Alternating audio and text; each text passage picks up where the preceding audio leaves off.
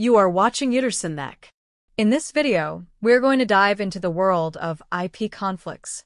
We'll show you, in a very simple and easy-to-understand way, exactly what causes this issue. By the end of this video, you'll know exactly how to fix it yourself if it ever happens to you. It all starts with the IP address. Think of it as a digital home address.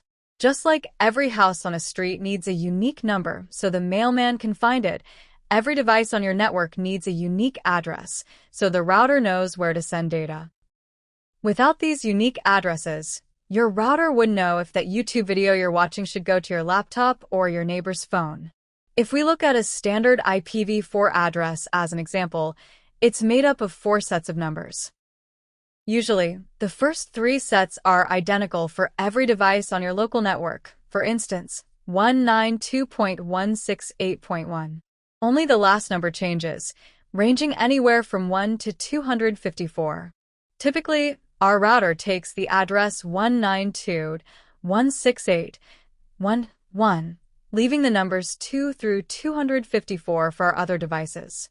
Normally, our router acts like a manager. When we connect a new smartphone to the Wi-Fi, the router checks which addresses are free and assigns a unique one automatically. We call this a dynamic IP because the router manages it for us.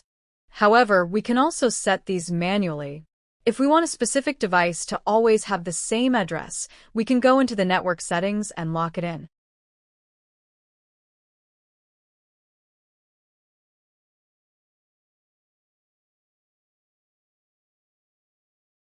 This is called a static IP.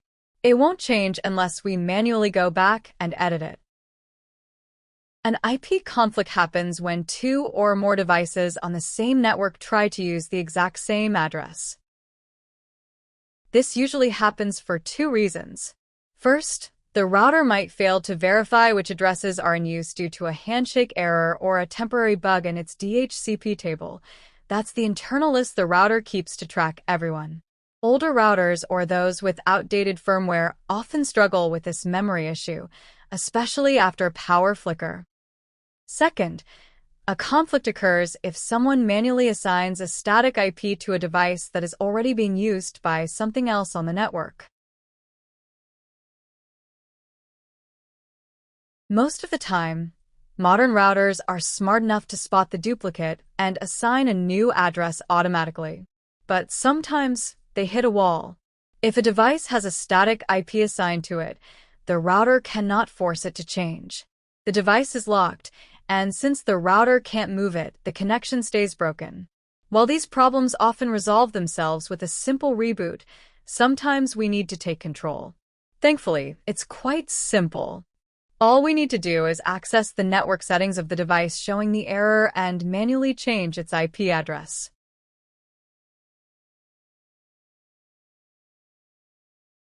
To avoid future conflicts, we recommend choosing a higher number toward the end of the range.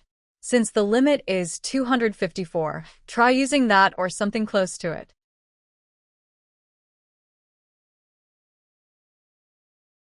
Once you save the settings, the device will have its own unique spot on the network, and the conflict will be gone.